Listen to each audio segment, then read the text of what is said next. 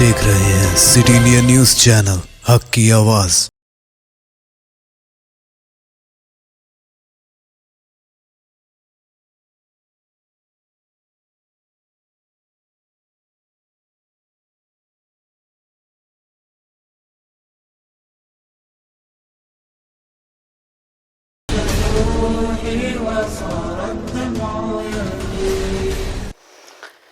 अस्सलामु अलैकुम रहमतुल्लाहि व बरकातुहू। अल्हम्दुलिल्लाहि रब्बिल आलमीन वल आक़िबतु लिल मुत्तक़ीन वस्सलातु वस्सलामु अला सय्यिदिल अंबियाइ वल मुरसलीन व अला आलिहि व सहबिहि अजमईन। इन्नल्लाह व मलाइकतहु युसल्लूना अलन नबिय्यि या अय्युहल्लज़ीना आमनू सल्लू अलैहि व सल्लिमू तस्लीमा। अल्लाहुम्मा सल्लि अला सय्यिदिना शफ़ीईना मौलाना मुहम्मद व अला आलिहि व सहबिहि अफ़ज़ल सलावातिका व अदद मालूमातिका व बारिक वसल्लिम। मुअज़्ज़ज़ नाज़रीन मोहतरम, सिटी इंडिया न्यूज़ टीवी की जानिब से आप और हम जमा हैं इस्तक़बाल रमज़ानुल मुबारक के ज़िम्मन में।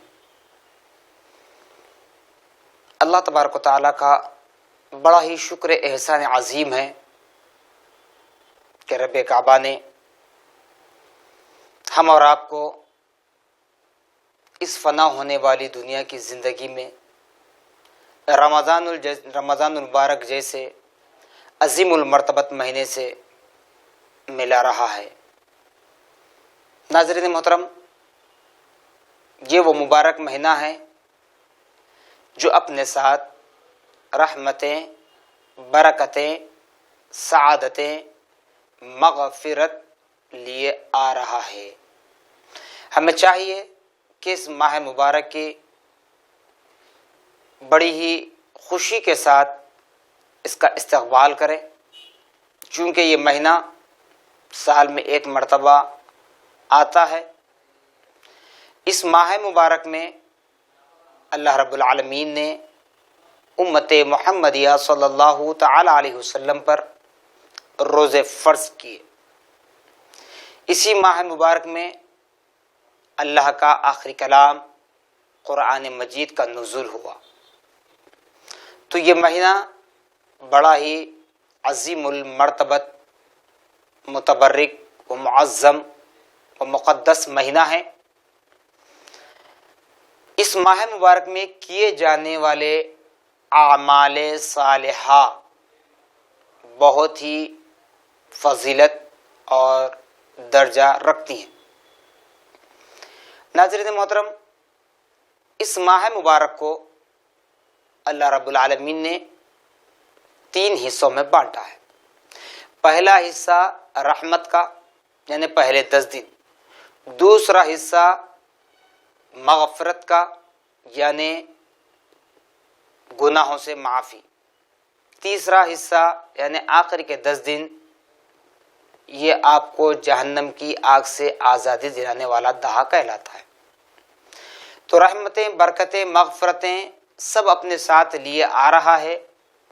इस माह मुबारक को बड़े ही शान व शौकत के साथ पुरतपाक इस्तक़बाल करें, और जिस तरह इस्तक़बाल करें उसी तरह इस माह मुबारक को इबादत इलाही, ज़िक्र इलाही में मसरूफ़ व मशगूल रहकर रुख़सत करने की कोशिश करें। हो सकता है पीर का दिन अगर चांद रात हो तो उस दिन से ही हमें तरावीह अदा करनी होगी, यानी 29 शाबान पीर का दिन है। अगर 29 शाबान के बजाय 30 शाबान हो तो मंगल का चांद होगा, मंगल से हमारे पास तरावीह होगी हिंदुस्तान में। तो इसी एतबार से नाज़रीन मोहतरम, रोज़ा रखने के लिए जो आपको बताया जाता है, रात में क़ियाम करना, दिन में रोज़ा रखना, ये बहुत बड़ी अहमियत का हामिल है। इसीलिए रमज़ानुल मुबारक का आगाज़ क़ियाम के ज़रिए यानी तरावीह के ज़रिए हो रहा है। उसके बाद सुबह हो तो फिर रोज़े का मसला है। तो रोज़ा जैसे बताया जाता है कि रोज़ेदार का सोना भी इबादत है। यकीनन रोज़ेदार का सोना भी इबादत है। उस सूरत में جب ہم رات بھر قیام کریں یا رات کا کچھ حصہ قیام کریں یا نہیں تو پھر شریعت مطہرہ میں جو بتلایا گیا ہے تراویح سنت طریقے پر ادا کرنی ہے. 20 رکعت نماز تراویح ادا کر لیں کم سے کم آخری درجہ. 5 وقتہ نماز کے علاوہ 20 رکعت نماز تراویح ادا کریں اور دن میں روزہ رکھیں. اب ایسا روزے دار تھکان کی وجہ سے سو رہا ہے تو اس کا سونا بھی عبادت ہے. کیونکہ ہم اپنے علماء سے سنتے آتے ہیں لیکن صرف ایک ہی راستے پر ہم چلتے ہیں, اس کے دوسرے رخ کو ہم دیکھنا نہیں چاہتے. جیسا کہ روزے دار کا سونا عبادت ہے تو رمضان المبارک کی ان راتوں میں آپ جا کر عبادت کریں اور دن میں سو جائیں تو ایسے روزے دار کا سونا عبادت ہے. بجائے اس کے اگر آپ تراویح نہیں پڑھتے ہیں یا پڑھتے ہیں ایک دن یعنی 1 رات 2 رات 3 رات 5 رات 6 رات 10 رات, اس کے بعد میں کہتے ہیں کہ ہم قرآن ختم کر لیا. یہ لفظ بھی کہنا غلط ہے کہ قرآن کا دور مکمل کر لیا, تو اس کے بعد ہم پر تراویح نہیں ہے. تو لہذا ایسے روزے دار جو مکمل 29 سے 30 راتیں جو ہمیں ملتی ہیں ان راتوں کو عبادت الہی میں گزار کر دن میں روزہ رکھتے ہیں تو ایسے روزے دار کا سونا بھی عبادت ہے. یا نہیں, بجائے اس کے اگر ہم رات بھر اسمارٹ فون لے کر بیٹھ جائیں چیٹنگ کرتے ہوئے, یا پھر لیپ ٹاپ لے کر بیٹھ جائیں, یا پھر اپنے کاروبار میں ہی مصروف رہ جائیں, اب وہ رات کی تھکان اتارنے کے لیے دن میں سو رہے ہیں حالت روزہ میں, تو یہ عبادت میں شمار نہیں ہوگا. چونکہ باعتبار اسلام جو بتایا جا رہا ہے رات میں قیام کرنا دن میں روزہ رکھنا یہ بہت بڑی فضیلت ہے, اور ایسے ہی روزے دار کا سونا بھی عبادت کہلاتا ہے. تو بہرحال ہمیں چاہیے کہ ان تمام باتوں کی پابندی کریں. اور ناظرین محترم, سب سے پہلے تراویح کا ہی ہم بات کریں گے, اس لیے کہ چاند کے نظر آنے کے بعد تراویح کا ہی سلسلہ شروع ہوتا ہے رمضان مبارک کی عبادات میں. تراویح مکمل 20 رکعت آپ کو امام صاحب کے ساتھ پڑھنا ہے.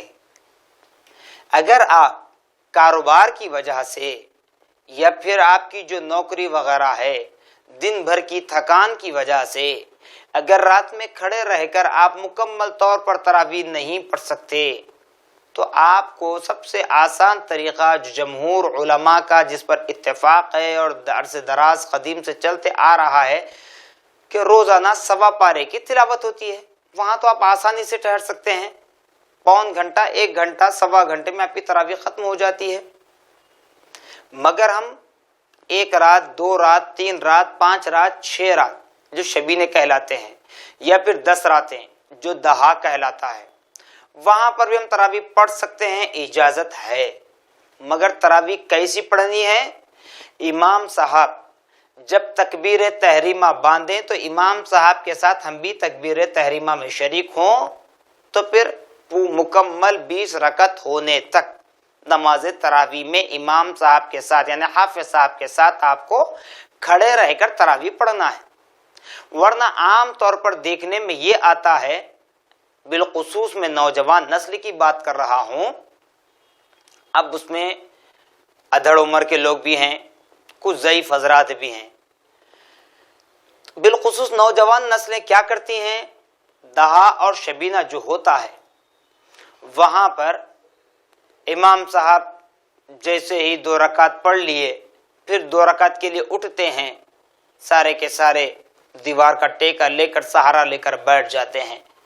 کوئی فون لے کر مصروف ہو جاتا ہے. اب بعض حضرات ایسے بھی ہوتے ہیں کہ حافظ صاحب کیا پڑھ رہے ہیں بول کر قرآن لے کر دیکھتے ہیں. بعض ہیں ایسے جو مسجد کے باہر مسجد کے نیچے ٹی اسٹال وغیرہ پر جاتے ہیں, چائے وغیرہ نوش کرتے ہیں. بعض ایسے ہیں غپ شپ میں گزارتے ہیں وقت. یعنی اللہ کے گھر میں جن امور سے منع کیا گیا ہے وہ سارے کام نماز کے نام پر ہو رہے ہیں. پھر جیسے ہی امام صاحب پہلی رکعت کی یعنی 2 رکعت کے پہلی رکعت کی تلاوت ختم کرتے ہیں، رکوع کی تکبیر کہتے ہیں اللہ اکبر، تو بس کیا دیکھتے ہیں کہ ہجوم ایسے بھاگتے ہوئے آتے ہیں وہ نوجوان کہ جیسا کہ کوئی ان کے سر پر تلوار لے کر سوار ہے، کوئی تلوار لے کر سوار ہے کہ نماز میں شامل ہو ورنہ گردن ماری جائے گی۔ اس طرح محسوس ہوتا ہے، بھاگتے ہوئے آتے ہیں، جس کی وجہ سے دیگر مصلیوں کو بھی کچھ خوف ہو جاتا ہے۔ بسا اوقات حافظ صاحب کو اس بات کا اندیشہ ہوتا ہے کہ کوئی گر گئے کیا، اس طرح آوازیں آتی ہیں۔ تو لہذا ہمیں چاہیے کہ پیچھے بیٹھنا یا فون لے کر بیٹھنا یا نیچے باہر چائے وغیرہ نوش کرتے رہنا یا غپ شپ باتیں کرتے ہوئے وقت گزارنا، پھر امام صاحب یعنی حافظ صاحب جب رکوع میں جائیں تو ان کے پیچھے جب رکوع میں شامل ہونا، یہ آپ کی نماز قطعاً مکمل نہیں ہوگی، قطعاً مکمل نہیں ہوگی، کیونکہ جب جیسے ہی حافظ صاحب رکوع میں جانے کی تکبیر کہتے ہیں تو اس وقت ایسے بھاگتے ہوئے آتے ہیں کہ وہاں پر نیت بھی مکمل طریقے سے ادا نہیں ہو پاتی، تو پھر ایسی نماز کا فائدہ کیا ہے؟ ہم پھر کہتے ہیں کہ شبینہ پڑھ لیے، ہم دہا پڑھ لیے، ہمارا قرآن ہو گیا۔ نہیں، آپ کو رمضان المبارک میں قرآن پاک کا دور کرنا ہے تو آپ سماعت قرآن کے ذریعے بھی دور مکمل کریں، تراویح کے ذریعے بھی دور مکمل کریں، کیونکہ جتنا چاہے آپ قرآن کا ورد کرتے رہیں اتنا زیادہ ثواب آپ کے نامہ اعمال میں لکھ دیا جائے گا۔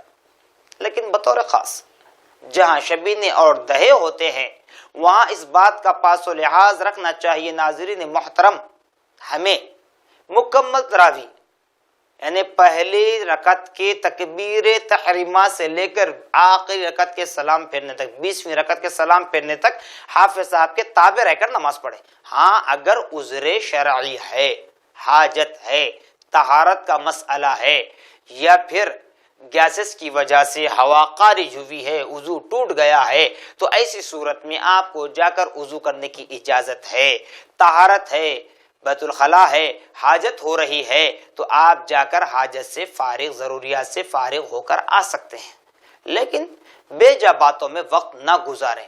ایک تو آپ خدا کے گھر کے آداب کو ملحوظ نہیں رکھ رہے ہیں، دوسرا نماز کے نام پر دھوکہ۔ یہ دھوکہ کس کو؟ کسی اور کو نہیں، خود کو دھوکہ دے رہے ہیں، خود کے نفس کو دھوکہ دے رہے ہیں، خود کے نفس کو کھوکھلا کر رہے ہیں۔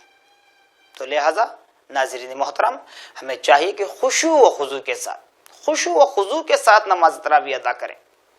ہاں اگر آپ سوا پارہ پڑھ لیں تو بہت بہتر ہے، 1 گھنٹہ کیا ہم نہیں نکال سکتے؟ کاروبار کا وقت رہتا ہے، جبکہ شریعت میں آپ کو یہ بتلایا جا رہا ہے کہ سال کے 11 مہینے اپنے پیٹ کے لیے، اپنے معاش کے لیے گزار دو 5 وقتہ نماز کے علاوہ ٹائم میں، اور رمضان المبارک کا جب مہینہ آ جاتا ہے تو صرف اور صرف اللہ اور اس کے رسول کی رضا کے لیے دین اسلام پر ڈٹے رہو۔ کیونکہ عام دنوں میں تو ہم بہانہ یہ کرتے ہیں کہ شیطان ہمیں بہکا رہا ہے، ہمیں نماز پڑھنا چاہتے ہیں ہم، لیکن شیطان ہمیں وسوسہ ڈال کر ہمیں بہکا رہا ہے۔ ناظرین، جبکہ رمضان المبارک کے چاند کے متعلق بتلایا جاتا ہے روایتوں میں، جیسے ہی رمضان کا چاند نظر آ جائے دوزخ کے سارے دروازے بند کر دیے جاتے ہیں، کلوز کر دیے جاتے ہیں، اور جنت کے سارے دروازے کھول دیے جاتے ہیں، اور شیاطین سارے قید کر دیے جاتے ہیں۔ تو اس لیے ہمیں چاہیے کہ رمضان المبارک میں اللہ اس کے رسول کی رضا کی خاطر اعمال صالحہ کر لے جتنا چاہے، کیونکہ شیطان اب قید ہو چکا ہے۔ من شر وسواس الخناس، جہاں اللہ رب العالمین نے فرمایا کہ شیطان تمہارا کھلم کھلا دشمن ہے، تمہارے دلوں میں وسوسہ ڈالتا ہے، تو اب تو شیطان قید ہے۔ تو ناظرین محترم، اب بھی ہم رمضان میں جھوٹ بولیں، غیبت کریں، قتل و غارت گری کریں، شراب خانوں کی طرف ہمارے لوگ چلیں، زناکاری کی طرف ہمارے لوگ چلیں، چوری ڈاکہ ہمارے لوگ کریں، ظلم زیادتی ہمارے لوگ کریں، تو پھر اب ہم کیسے کہہ سکتے ہیں کہ ہمیں کون بہکا رہا ہے؟ شیطان تو قید ہے، اب بہکا رہا ہے کون؟ تو معلوم ہوا کہ ہمارا نفس جو 11 مہینے شیطان کی اتباع میں زندگی بسر کیا، تو اب ایک مہینے میں بھی باز آنا مشکل ہو رہا ہے، تو اسی لیے آپ سے کہا جاتا ہے کہ ہمیشہ ہمیشہ اپنے معبود حقیقی کو راضی کرنے کی کوشش کریں اور رسول مقبول صلی اللہ تعالی علیہ وسلم کے لائی ہوئی شریعت مطہرہ پر عمل کرتے رہیں، تو پھر ایسے عظیم المرتبت راتیں، ایسے مقدس ایام جب ہمیں ملتے ہیں تو یقیناً ہم اللہ رب العزت کا قرب حاصل کر سکتے ہیں، اللہ کے فضل و کرم سے ہم اسلام پر ثابت قدم رہ سکتے ہیں، اور اللہ کے قریب جب ہم ہو جائیں گے، خدا جب ہمارا ہو جائے گا تو نہ شیطان بہکائے گا، نہ شیطان کا باپ ہم پر وسوسہ ڈال کر ہم پر غالب آ سکتا ہے۔ تو ناظرین محترم، ہمیں چاہیے کہ رمضان مبارک کی بڑے ہی اہتمام کے ساتھ تعظیم و تکریم کرتے ہوئے اس کو رخصت کرنے کی کوشش کریں اور اس کی آمد پر خوشی کا اظہار کریں، ایک دوسرے کو مبارکبادی دیں اور اللہ کا شکر بجا لائیں کہ اللہ تبارک و تعالیٰ پھر سے ہمیں رمضان المبارک سے ملا رہا ہے۔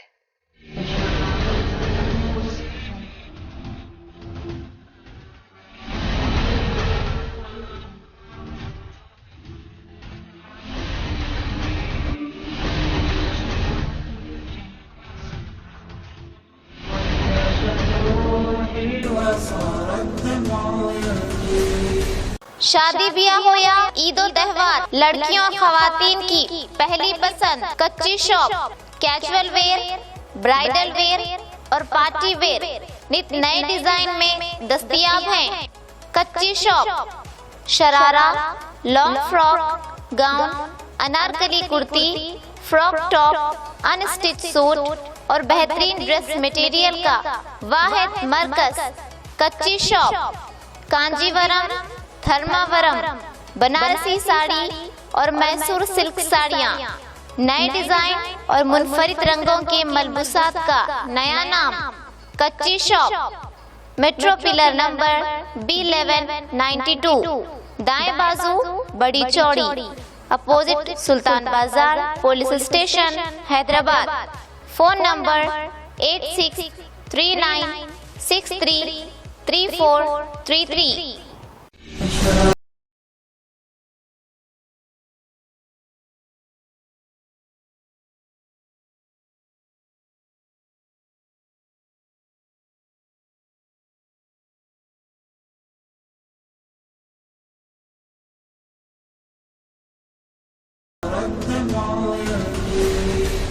ناظرین محترم، جس طرح ابھی ہم تراویح کے متعلق سماعت کر رہے تھے، آئیے اسی طرح رات کا حصہ گزرنے کے بعد سحری کا وقت ہمارا شروع ہوتا ہے۔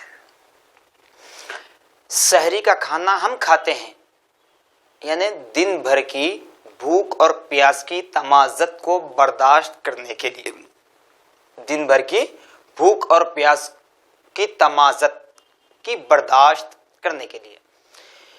تو اسی طرح سحری کا کھانا کھاتے ہیں ہم اپنا پیٹ بھرنے کے لیے۔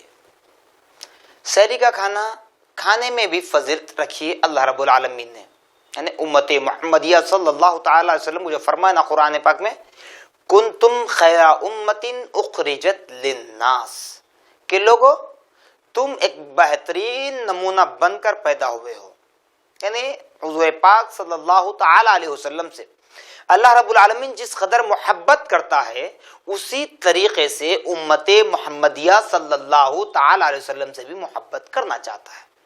شرط ہے کہ مجھ جیسے گناہگار خدا کی بارگاہ میں رجوع ہوں، خدا کا قرب حاصل کرنے کی کوشش کرے، خدا کی رحمت، خدا کی نعمتوں کو لوٹنے کی کوشش کرے، تو یقیناً اللہ رب العالمین اپنا قرب عطا فرمائے گا۔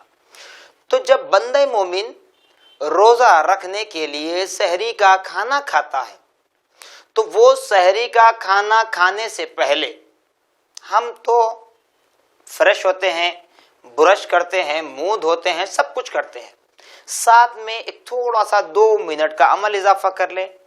وہ کیا ہے؟ وضو ہے۔ جس طرح آپ نماز پڑھنے کے لیے ارادہ کرتے ہیں، قرآن پڑھنے کا ارادہ کرتے ہیں، جب وضو کرتے ہیں اسی طریقے سے وضو کر لیں۔ وضو کر کے جو بندہ مومن سحری کا کھانا کھانے کے لیے دسترخوان پر بیٹھتے ہیں تو بتایا جاتا ہے کہ ایک ایک لقمے کے بدلے یعنی نوالے کے بدلے اس کے نامہ اعمال میں نیکیاں لکھی جاتی ہیں۔ اللہ اکبر۔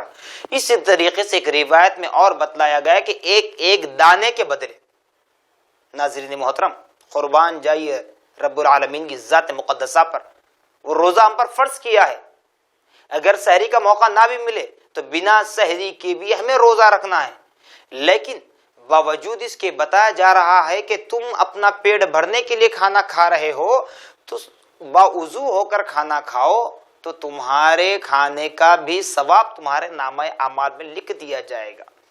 اسی طریقے سے رمضان المبارک کا ایک دہا جب گزر جاتا ہے، 10 دن ہمارے ختم ہو جاتے ہیں، بازار شباب پر آ جاتے ہیں، مارکیٹ شباب پر آ جاتی ہے اور ہم شاپنگ کے لیے نکلتے ہیں۔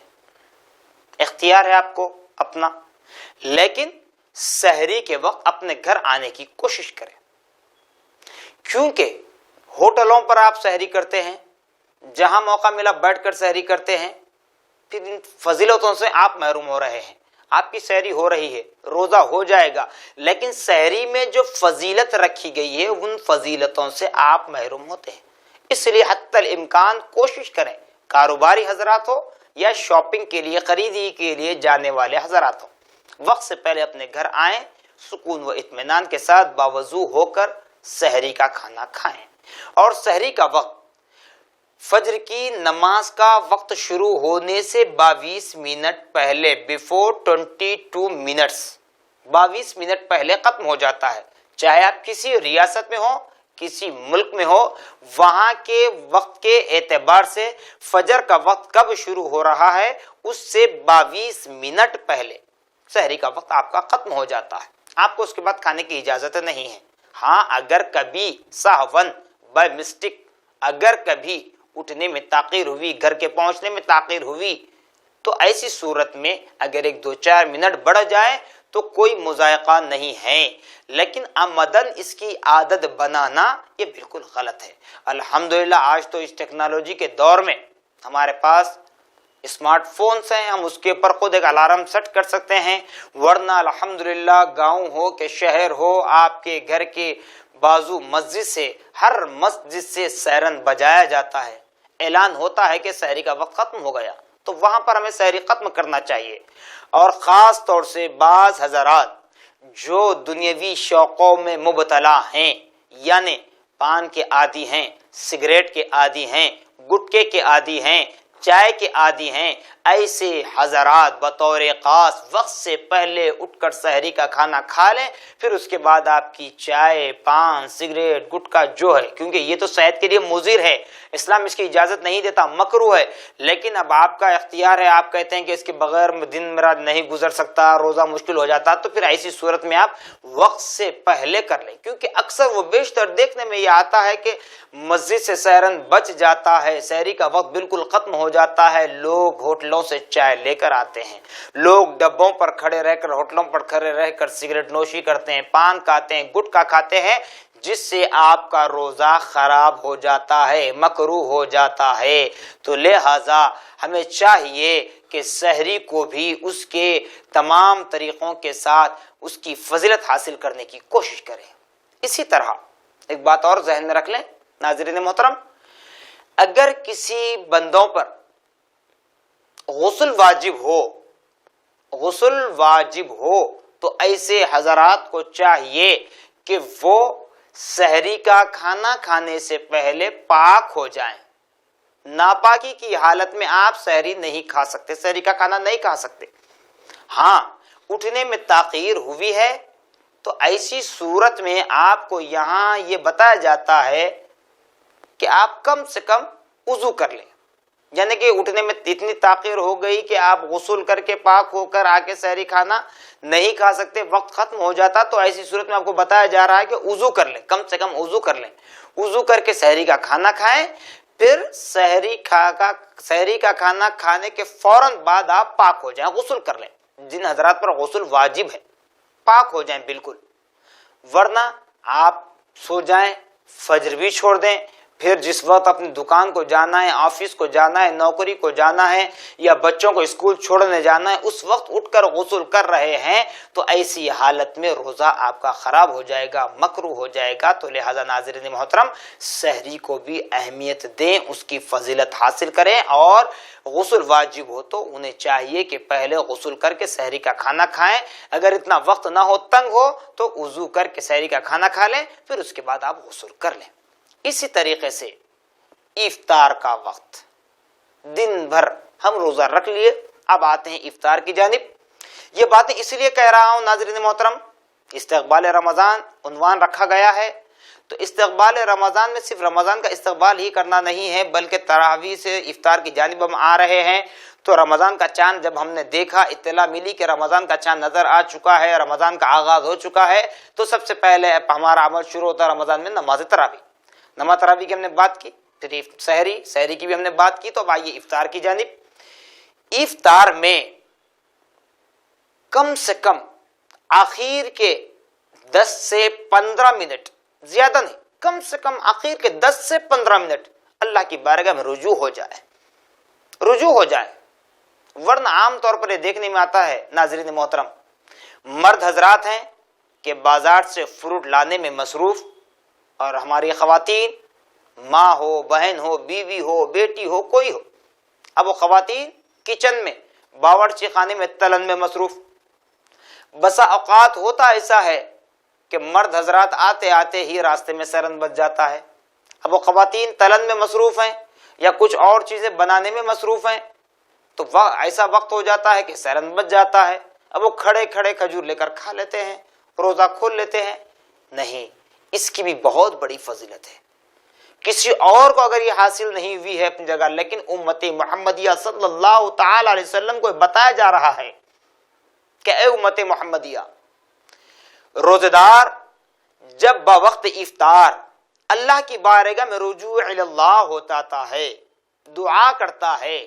اگر دعا نہیں آتا، آپ کے اندر اتنی کیپیسٹی نہیں ہے، آپ اپنے آپ کو کمتر سمجھتے ہیں کہ میں کیا دعا کر سکوں، مجھے دعا ہی کرنے نہیں آتا، جیسے دیہات کے لوگ سمجھتے ہیں، گاؤں کے. الحمدللہ اب تو گاؤں دیہات بلکہ کسان ہو یا کوئی ہو، کسی کو بھی ان پڑھ تو نہیں کہا جاتا، اس لیے کہ ہر کسی کے ہاتھ میں اسمارٹ فون ہے. اگر وہ نہیں بھی جانتا تو اسمارٹ فون کے ذریعے الحمدللہ کئی چینلز، کئی ٹی ویوں کی جانب سے وقت افطار، وقت سحر چلتا ہے، دیگر پروگرام الحمدللہ رمضان مبارک میں تمام چینل والے جو مسلم مینجمنٹ ہے، تمام چینل والے، تمام ٹی وی والے دینی پروگرام ہی ڈالتے ہیں، اس پر آپ دیکھ سکتے ہیں. تو دعا بھی نہیں کر سکتے تو کم سے کم درود شریف پڑھیں. درود شریف پڑھتے بیٹھ جائیں، اپنی سوکھی زبان، اپنے سوکھے حلق کو لے کر. جب بندہ مومن رب کی بارگاہ میں رجوع الی اللہ ہوتا ہے تو اللہ رب العالمین فرماتا ہے میرے فرشتے میرے روزے دار بندے کی دعا پر آمین کہتے ہیں، اور دریا میں رہنے والی مچھلیاں بھی روزے دار کی دعا پر آمین کہتے ہیں جو بوقت افطار دعا ہوتی ہے. تو اب ناظرین محترم، اللہ تبارک و تعالیٰ کیا ہماری دعاؤں کو نہیں قبول فرمائے گا؟ یقیناً قبول فرمائے گا.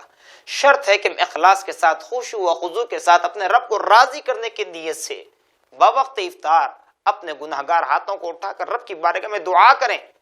تمام عالم اسلام کے مسلمانوں میں، مومنین میں اتحاد و اتفاق کے لیے، اسلام کی آبرو کے لیے، اسلام کے پرچم کو بلند رہنے کے لیے، اپنے درمیان اتحاد و اتفاق پیدا ہونے کے لیے دعا کریں. یقیناً اللہ تبارک تعالیٰ قبول فرمائے گا. لیکن ہم کیا کرتے ہیں؟ صرف روزہ رکھ لیے، رسم ادائی بیٹھ جاتے ہیں. فروٹ لے کر بیٹھنا یہ کوئی بڑی بات نہیں ہے. اگر کہوں تو بیجا نہ ہوگا ناظرین محترم. جس طریقے سے رمضان المبارک میں جتنا فروٹ ہمارے گھر آتا ہے، عام دنوں میں بڑے سے بڑے امیر لوگ بھی اپنے گھر اتنا فروٹ نہیں لاتے، اور اتنا فروٹ مومن کھاتا ہے، روزہ دار کھاتا ہے، لیکن دواخانہ جانے کی نوبت بھی نہیں آتی، ہاسپٹل جانے کی نوبت بھی نہیں آتی، ہاضمہ بھی ہو جاتا ہے. یہ سب خدا کی نعمتیں ہیں. اللہ تبارک و تعالیٰ اسی لیے تو فرما رہا ہے لَإِن شَكَرْتُمْ لَأَزِيدَنَّكُمْ. اے بندگان خدا، اے میرے بندو، اگر تم میری نعمتوں پر شکر بجا لاؤ گے تو اور بھی میں تمہاری نعمتوں میں اضافہ کرتا چلا جاؤں گا۔ تو رمضان مبارک میں اللہ کی خاص نعمتیں ہیں، جو ہم فروٹ کھاتے ہیں، اتنا سب کچھ کھاتے ہیں، اس کے بعد بھی ہمیں کوئی تکلیف، کوئی عار محسوس نہیں ہوتا۔ اگر اس کے بجائے ہم رمضان المبارک کے علاوہ دنوں میں کھائیں تو پھر ہاسپٹل کے چکریں کاٹنا پڑتا ہے۔ تو لہٰذا ہمیں چاہیے کہ رمضان المبارک میں افطار کو بھی اہمیت دیں، جتنا نماز تراویح کی اہمیت ہے اتنا ہی سحری کی اہمیت ہے، جتنا سحری کی اہمیت ہے اتنا ہی افطار کی بھی اہمیت ہے، اتنا ہی تمام اعمال صالحہ کی اہمیت کو بتلایا جاتا ہے۔ جب روزہ دار بوقت افطار دعا کرتا ہے تو اللہ تعالیٰ کا فرمان ہے کہ میں روزہ دار کی دعا کو بوقت افطار رد نہیں کرتا، ریجیکٹ نہیں کرتا، اس کی دعا کو سنتا ہوں۔ یہ بات اور ہے کہ اس کی چاہت کے مطابق میں نہیں دیتا، میں اپنی مرضی سے دیتا ہوں۔ تو یقیناً ہم بھی خدا سے یہی التجا کرتے ہیں کہ مولا ہماری چاہت کے مطابق نہیں، تیری مرضی کے موافق جو ہمیں عطا کیا جائے وہ ہمیں منظور ہے۔ تو لہٰذا ہمیں چاہیے کہ افطار کو بھی اہمیت دیں اس وقت جب کہ ہمارے سامنے لوازمات رکھے ہوئے ہوتے ہیں، فروٹس رکھے ہوئے ہوتے ہیں، تو اس جانب ہمارا خیال نہ جائے بلکہ اللہ کو راضی کرے، اللہ کو راضی کرے۔ جب بندہ اپنی سوکھی زبان، سوکھے ہونٹ اور سوکھے حلق سے جب اللہ کو یاد کرتا ہے، اللہ کی بارگاہ میں گریہ وزاری کرتا ہے، آہو بکا کرتا ہے، دعا کرتا ہے، تو اللہ تبارک و تعالیٰ اس کی دعاؤں کو سنتا ہے، قبول فرماتا ہے، درجات میں بلندی عطا فرماتا ہے، گناہوں کو میٹتا ہے۔ اور ناظرین محترم، روزہ دار کو بوقت افطار دو خوشیاں نصیب ہوتی ہیں۔ ایک پہلی خوشی، جب جیسے ابھی گرما کا موسم ہے، سخت گرمی کا دن آ رہا ہے، الحمدللہ ابھی ہمیں تو صرف 12 گھنٹے کا روزہ ہے، لیکن بعض مقامات پر 14 16 گھنٹے کا بھی روزہ ہوتا ہے۔ تو جب وہ اپنے سو کے حلق پر پانی ڈالتا ہے تو کتنی راحت اسے محسوس ہوتی ہے، ایک خوشی۔ دوسری خوشی یہ بتلائی جاتی ہے ناظرین محترم، روزہ دار کو باوقت افطار خدا کا دیدار نصیب ہوتا ہے، خدا کا دیدار نصیب ہوتا ہے۔ تو ہمیں چاہیے کہ خدائے رب العالمین کے دیدار کو حاصل کرنے کی کوشش کریں، وہ دیدار کرنے کی تمنا رکھ کر بیٹھیں اور اخلاص کے ساتھ، پوری سچی نیت کے ساتھ اپنے رب کو راضی کرنے کی کوشش کریں۔ اور ایک بات یاد رکھ لیں ناظرین محترم، رمضان المبارک کے روزے کو ہرگز نہ چھوڑیں، چاہے کچھ بھی ہو جائے۔ ہاں، اگر ایسی بیماری ہم پر لاحق ہو جائے، جو ہمارا فیملی ڈاکٹر ہو یا کوئی ڈاکٹر، اگر وہ مسلمان ہے، اسلامی تعلیمات کو جانتا ہے، رمضان کے روزوں کی فضیلت کو جانتا ہے، ایسا ڈاکٹر اگر یہ کہے، یہ تجویز تمہیں پیش کرے کہ صاحب اگر ایک وقت کی گولی چھوڑنے پر تمہیں موت کا اندیشہ ہے، موت آ جائے گی، تو ایسی صورت میں آپ روزہ ترک کریں، ورنہ روزہ مت چھوڑیں۔ کیوں؟ کہ موت سے بڑھ کر کوئی اور چیز نہیں ہے۔ حالت روزہ میں مر جائیں تو بہت اچھی بات ہے۔ اب حالت روزہ میں مرنے پر کیا ہوگا، انشاءاللہ پھر کبھی ہم بیٹھیں گے تو اس وقت اس پر گفتگو کریں گے، کیونکہ وقت ہو رہا ہے۔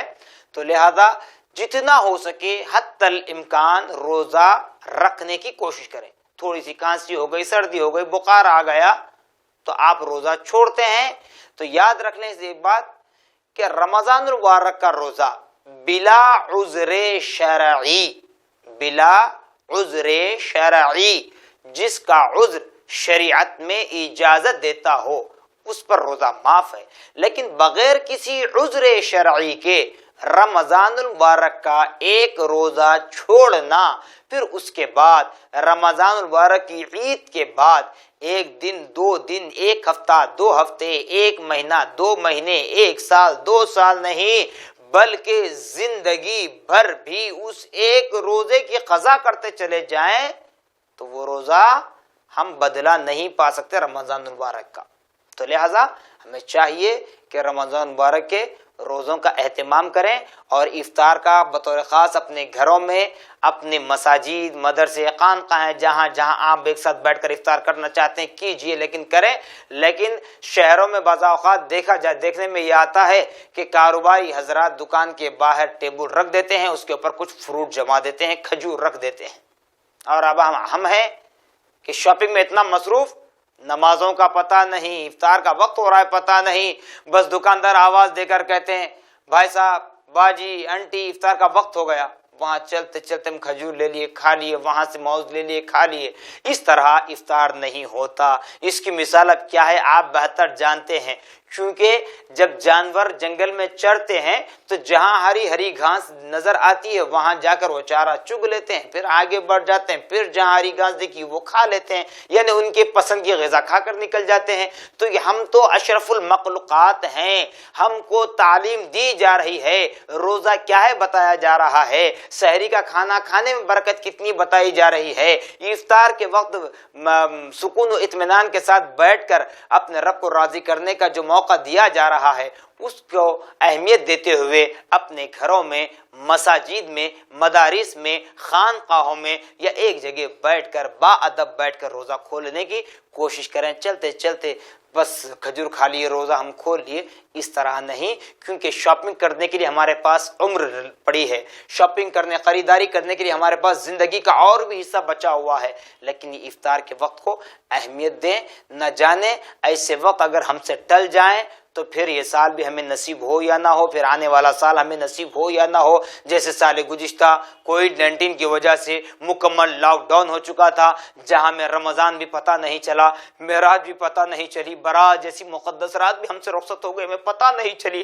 تو ناظرین محترم، اب ہمیں الحمدللہ موقع دیا جا رہا ہے سدھرنے کا، سنورنے کا، اپنے رب کو راضی کرنے کا۔ افطار کا وقت بڑی اہمیت کا حامل ہے۔ یہ کووڈ-19، یہ کورونا وائرس ہی نہیں، بلکہ جب ہم اللہ کی بارگاہ میں رجوع ہو کر اللہ سے دعا کریں، گڑ گڑائیں، تو ایسی ہزاروں لاکھوں بیماریاں ہم سے دفع ہو جاتی ہیں۔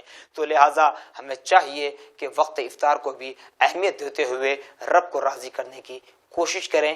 جزاکم اللہ خیرا جزا، وآخر دعوانا الحمدللہ رب العالمین، والسلام علیکم رحمۃ اللہ وبرکاتہ۔